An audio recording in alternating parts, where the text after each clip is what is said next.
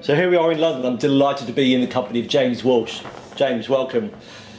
You have a new solo album coming out, Tiger on the Bridge. Yeah. So tell us about how that's evolved from the one that came out a couple of years ago, first of all.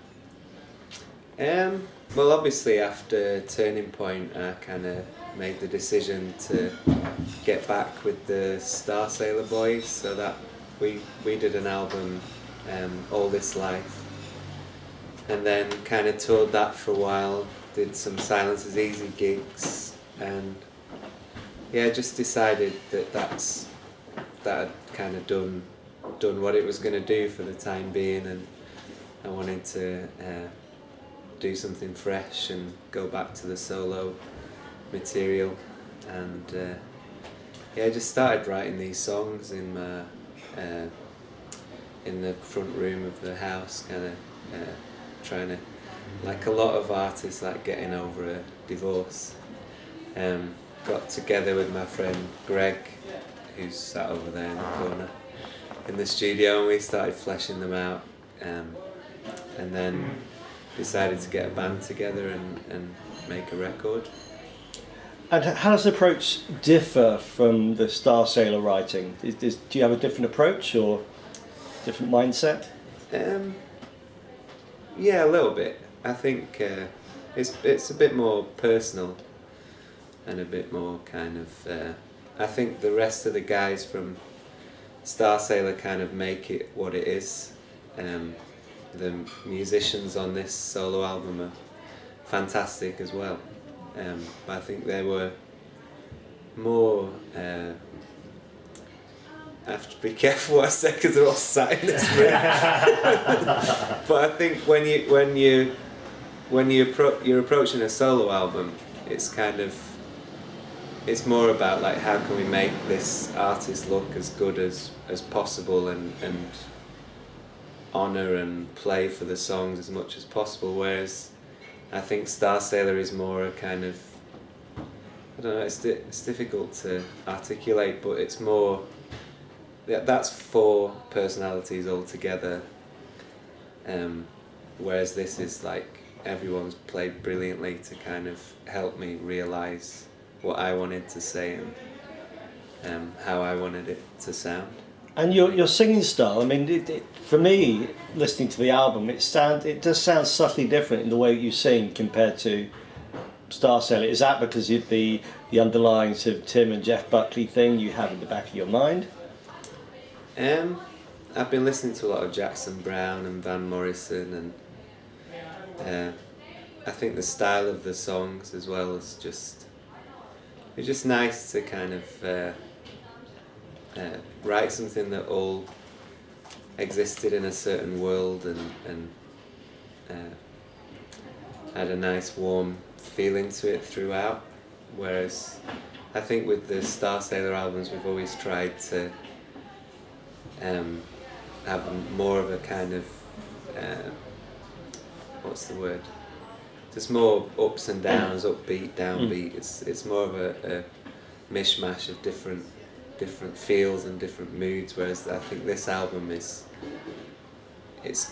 quite a cohesive, works as a cohesive whole. I think, not to kind of belittle either approach. I think they can both be rewarding. And for me, there was a bit more of a, if I could say, Celtic sound to it. I mean, Walsh, for me, because I have friends with the same surname from Ireland. Do you kind of tap into kind of that sensibility? Yeah, definitely. I'm very proud of my Scottish roots. My mum is Scottish, despite the name. Yeah, my dad's from Lancashire. But yeah, the Celtic blood is definitely runs through me, and I have a lot of affection for Scottish music and culture and folklore and Lancashire as well. One thing I saw online which I thought was great is you put together a Caledonian playlist with all your favourite Caledonians, so a bit of Travis, Amy McDonald, so I thought it was great. Paolo Nutini as well. Yeah. So have you, those artists you chose, is that because you enjoy the music, or are they people you've sort of worked with, would like to work with? The artists I chose for the playlist, Yeah. they were just Scottish artists that I like and enjoy their music. I've met Paolo before a few times, he's a good lad. And Travis, obviously. Andy from Travis has played with us a few times. Yeah. The main reason was just because I was in Glasgow at the time, so it was appropriate. So the new album, Tiger on the Bridge, comes out the end of May, and you've been playing shows and doing the songs from it. But the way it was recorded was kind of unique. So tell us about how it was recorded. It was recorded in front of an audience at Rack Studios. We invited a small number of people down. They bought tickets to see it going down. And I think the main sort of rationale behind that was because I've done so many albums with Starsailor where they're kind of slaved over for a number of weeks, and you get sort of different versions of songs and start obsessing over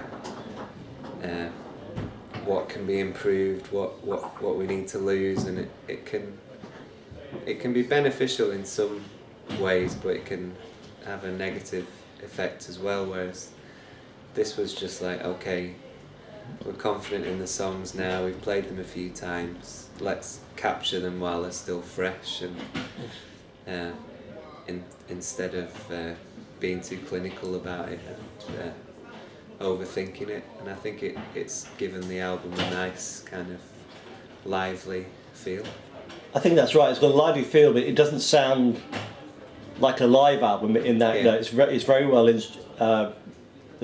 instrumented and arranged. Yeah. And the recording is great as well. So I guess Yeah. what I found is enjoyable because of the performance, and it's not just a James unplugged. It's a full band. Yeah, I think the band, everyone did an amazing job. I think even though, like I say, even though everyone's like fantastic individual players, it was like as soon as we got to a point where it was like, this song is sounding great, then it was ready to go. Whereas I think when you're in a band with your mates, it could sound good to one person and not good to another, and it gets a bit sort of messier because you want to, because we've in Starsailor we've grown up together, so as soon as the drummer turns around and goes, I hate this song, Yeah. and it's like, oh, for God's sake, we can't do that one then. So, whereas I think when you kind of, like all the lads that played on the solo album are mates as well, and I Yeah. get on with them, but I think there's more, I guess they were more respectful from my point of view, and believed in the tracks, and kept their mouth shut if they didn't. I saw some pictures from the recording session. You had the audience had like studio headphones on, so it was like a proper recording session. Yeah. And of course, Rack Studios it's not just any old studio. There's been a lot of really, really good albums recorded there from the mid-late 70s onward. Yeah. It was great to be there, and it was really like we were chatting before, like we don't want to go too much into the sort of pledge music situation, but they really kind of helped us out and looked after us in terms of trying to salvage and carry on with the album despite of the problems that we faced. The people at Rack Studios, I mean. Yeah. So a lot of people associate the band as being, Starsailor as being a band from Wigan, but of course half the band are from Warrington. Yeah. You're from Chorley. Yeah. So I think you mentioned to me earlier you just played up in Wigan. So do you ever go back to Chorley to play like a homecoming gig? I only go to Chorley for funerals and christenings and stuff now, because all my family have left. They're all, my mum and dad are in York, and my sister, my brother's down in London. Uncles and aunties were always at Preston, and Bolton and stuff anyway, so there's not, my roots aren't really there anymore, apart from obviously emotionally it'll always be home, and I'll always feel an affinity with it, and get a ting of nostalgia when the train goes through Chore. when you're going in or when you're leaving? Both. Yeah. It's not a bad place. There's worse places to grow up, I think. But then, of course, Liverpool's your team, so it's been an interesting couple of weeks. Yeah. It's been. The last game was weird, the Wolves game, because everyone got so excited when Brighton went 1-0 up, and I just knew that it wasn't going to end like that. But in that moment, I just thought, we've got 10 minutes here where we think we might win the league. It's like, we'll probably just enjoy that 10 minutes. Yeah, so, and then European Cup final, it's not a bad not too shabby, is it? Not a bad consolation prize if we can pull it off against Spurs, who are pretty good. And in terms of the tours that you've done some pretty significant support slots. That we mentioned Hyde Park earlier on, and you supported Roger Waters when he came to Hyde Park. I think that was one of the times I saw you. There's another guy I was going to ask you about called Robert Vincent, who's another great acoustic, more country-led guitarist. But yeah, he's a massive Liverpool fan as well. Oh, okay. Just wonder whether you'd heard his music or. I haven't, but I'm going to check it out. Yeah, he's. And I was just thinking about getting a thumbs up of approval over there. So, yeah. So in terms of, are you quite a solitary writer, or do you like the opportunity of collaborating or writing with other people? Are you open to that? I enjoy both, really. I think, like particularly the words on this album, it's very personal, so I've written them all. Yeah. But it's nice to have people to collaborate with. I do a lot of stuff with Greg Hatwell, in terms of just honing some of the songs and kicking them into shape. I co-write with a lot of different artists as well over the years, and film and TV music. Yeah, I saw some of those, and I don't know whether, correct me if I'm wrong, that you around the time of your first solo album you were collaborating with Suzanne Vega. Yeah. So tell us about how that came about. My manager John Giddins is her agent, and he put it together. Basically, sent her an email saying that I was interested in working with her, and she ended up singing on the last solo album as well, which was a massive honour for me. She did a fantastic job as well. And so, given that you've got these two entities, you've got Starsailor ongoing, you've got James Walsh as a solo artist. Do you now sort of feel that these are kind of two parallel entities you'll continue with, or do you have to? Are you one of these people that has to focus on one rather than the other? No, I think I work better when I'm busy, when I've got a lot going on. I can only do one thing at a time. So what it comes down to is where the work is. Basically, it's like if I've done this solo album now, and obviously there's a lot of enthusiasm for more Starsailor material amongst the fans, but if a label doesn't come on board, or if we can't get the funding in some other way, then it makes that difficult. So it's just waiting for the opportunities that make sense to kind of. And I'm always up for doing solo gigs and Starsailor gigs, and whatever crosses my path. I think this solo album was particularly unique in that it wasn't something I waited to come. I was like, I need to get this. I need to express these emotions that I'm feeling and get this situation out of my system and give people the opportunity to hear what I'm experiencing and yeah, hopefully in a nice melodic way.